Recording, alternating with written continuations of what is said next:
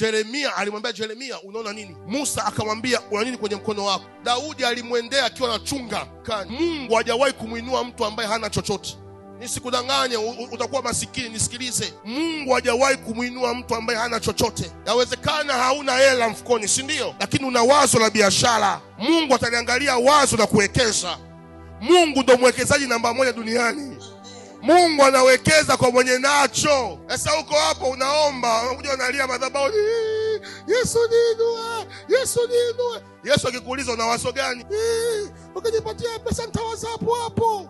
Mara nyingi Yesu alikuwa, Mungu alikuwa akiwashukia watu wanauliza maswali kwanza kabla hajawabariki. Una nini? Yaani kuna mtu yuko hapa anaogopa kufanya biashara kwa sababu ya historia yake alikotoka. Yaani sisi kwetu kuna uchawi ulioshindikana. Nisikilize wewe, uchawi mwenyewe anamwangalia wa kumloga.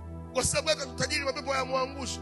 Kwa sababu kwanza muda mwingi akili yake haiko idle. Wazungu wanasemaje? An idle mind is devil workshop. Akili iliyolala ni nyumba ya shetani. Mtu ambaye akili yake imelala haiwazi chochote, piga atawaza ujinga.